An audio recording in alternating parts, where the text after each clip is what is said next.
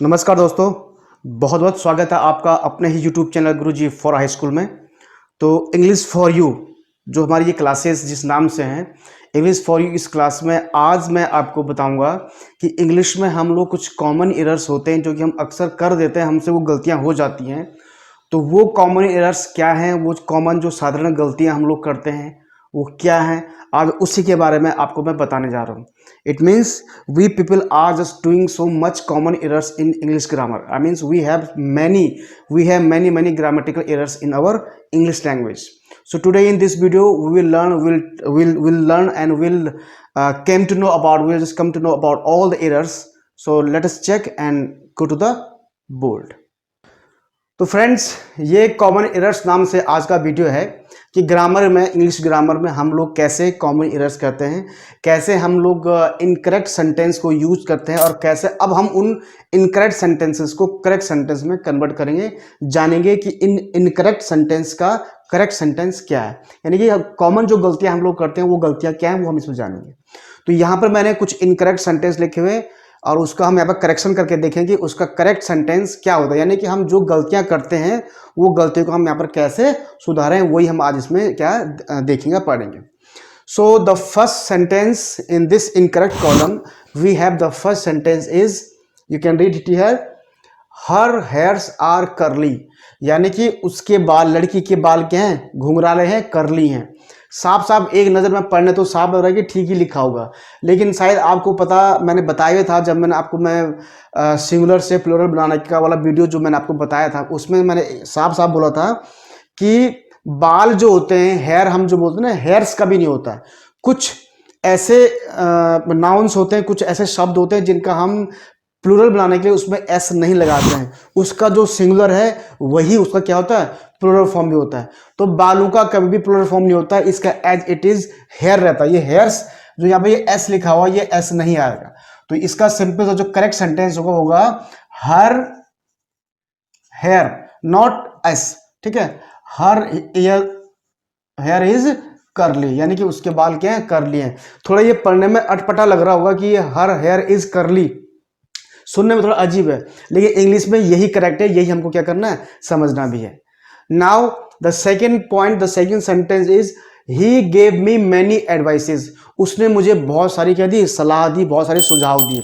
एक नज़र में तो ये बिल्कुल सही लग रहा है कि बिल्कुल सही लिखा हुआ, लेकिन इसमें हमेशा ध्यान रखिए, कभी भी अगर एडवाइस होता तो एडवाइस से पहले कभी मैनी नहीं लगता है, ठीक है। तो क्या लगता है, ध्यान से देखिए, इसने लिखा हुआ ही गेव मी मैनी एडवाइसेस, तो इसका सही जो करेक्ट सेंटेंस होगा वो होगा ही gave me much advice, not advice. ये एस भी हट जाएगा और यहाँ मैनी की जगह मच आ जाएगा, यानी कि ही गेव, सॉरी यहाँ पर मी छूट गया था, he gave me much advice.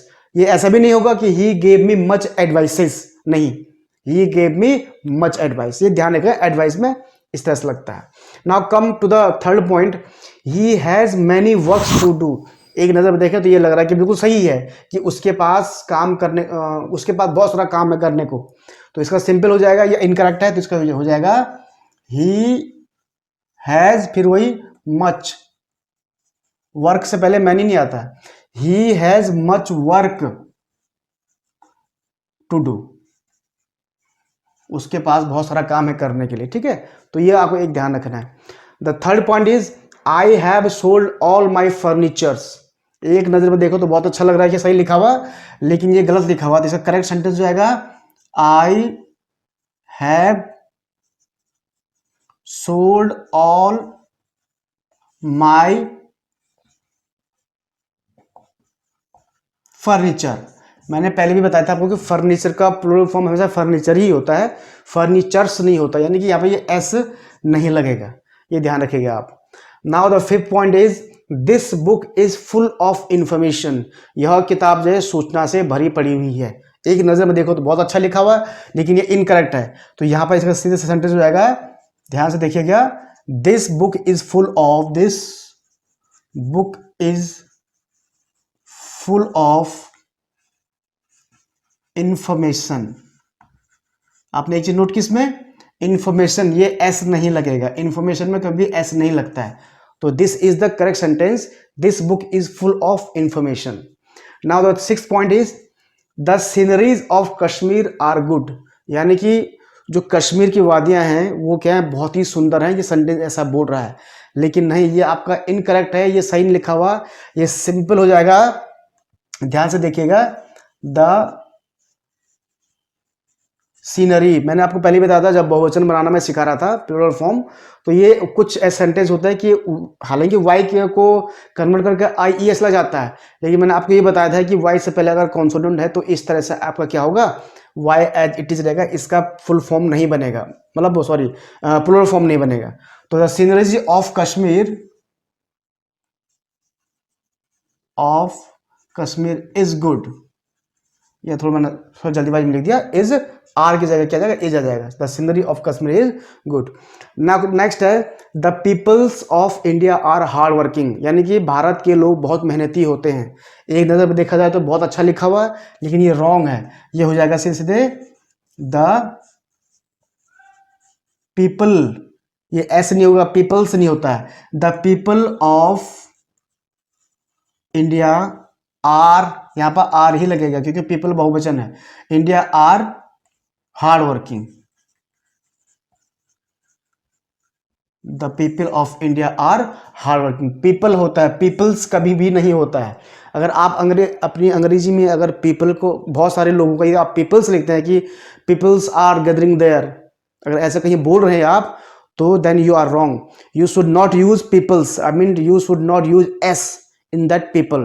So the plural form of people is always people. So it is very simple. The people of India are hard working. Next है the cattles are grazing.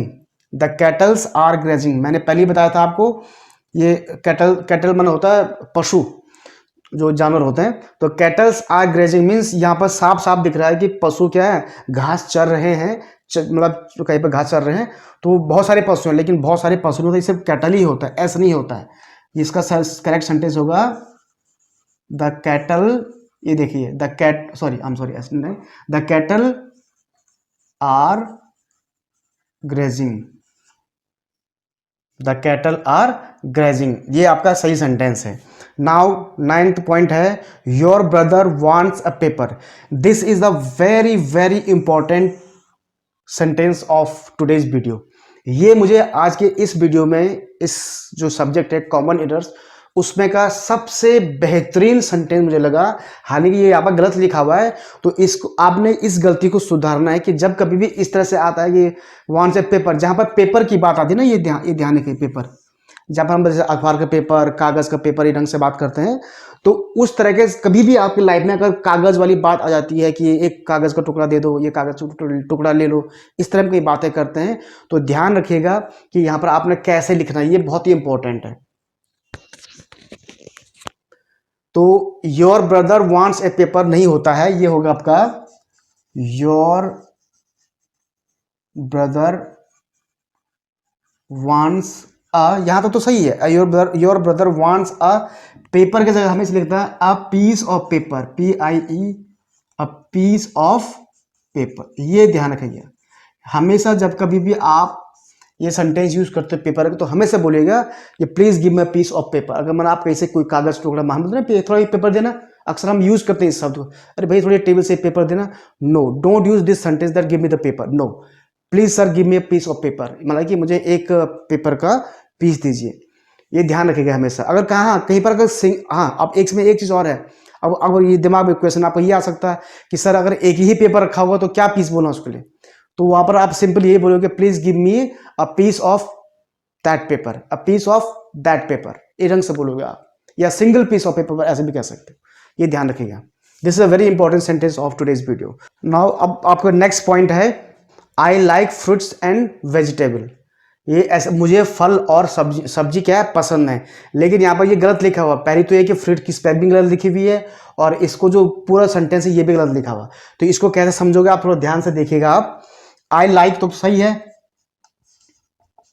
I like fruit, तो ये ध्यान रखिए कि fruits कभी भी S नहीं लगता, ई एस तो क्या लगेगा नहीं, उसमें एस लगता ही नहीं है। I like fruit and vegetables, हमें ध्यान रखें वेजिटेबल्स का हमेशा क्या होता है, बहुवचन होता है, एस लगता है, ई एस लगता है। तो I like fruits and vegetables. Now come to the point, politics are a dirty game, राजनीति एक बहुत ही गंदा खेल है।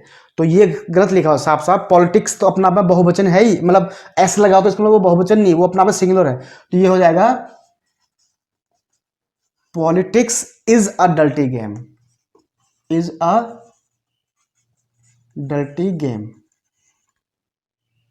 ठीक है, now come to the next point, I have a 10 rupees note, I have a 10 rupees note. हम हिंदी में अक्सर बोलते हैं कि मेरे पास 10 रुपए का नोट है, बोलते ना ऐसे, लेकिन इंग्लिश में अगर आपने बोला कि आई have a 10 rupees note, rupee note, तो ये गलत हो जाएगा। रुपीज नोट नहीं होता, ये होगा आपका simple, I have a 10 rupee, not rupees, I have a 10 rupee note. क्यों क्यों बोला आपने ऐसा? क्योंकि ये जो 10 रुपी का जो नोट होता है वो एक ही तो होता है। अगर आपके पास 50 नोट है, मतलब सॉरी, आपके 50 रुपए, आपके पास 10 के 5 नोट है, 1 10 2 10 3 10 4 10 5 10, 50 है पूरे, तब आप बोल सकते हैं कि आप I have 5 10 rupees note, 5 10 rupees note, तब 5 है बहुवचन। पर आप बोल रहे कि आई हैव अ 10 रुपीज, तो वहां पर आई हैव अ 10 रुपीज नहीं होगा, आई हैव अ 10 रुपी नोट होगा। तो these are the common errors in grammar of English, यानी कि इंग्लिश ग्रामर में आपके पास ये कुछ छोटी छोटी गलतियां होती हैं जो अक्सर हम कर देते हैं और इसका हमें पता भी नहीं चलता है। लेकिन इनका पता आपको तभी चलेगा जब आप इसकी खूब प्रैक्टिस करोगे, प्रैक्टिस करने पर ही पता चलता है कि हाँ ये गलती हम कर रहे हैं। अगर माना आपको कोई अगर बोले कि बॉय की स्पेलिंग लिखिए, बॉय लड़का, तो अगर आपने अगर बॉय आपने BAY लिख दिया, बे लिख दिया माना, तो आपको फटाफट पता चल जाएगा ये बॉय की स्पेलिंग क्या हो रही है, गलत हो रही है। क्यों? क्योंकि आपको बॉय की स्पेलिंग लिखने की प्रैक्टिस है, आपने बहुत बार कहीं ना कहीं लिखा होगा बॉय, या बोला होगा या समझा होगा, तभी जाकर आपको पता चल रहा है।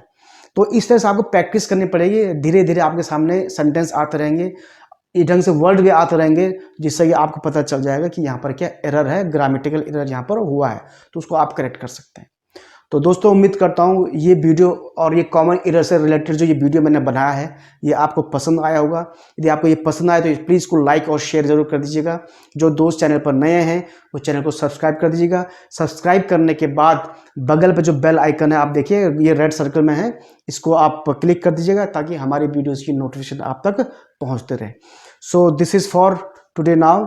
So next time again, I mean coming Saturday and Sunday we'll come with the next video of English in which we'll teach or we'll read something new.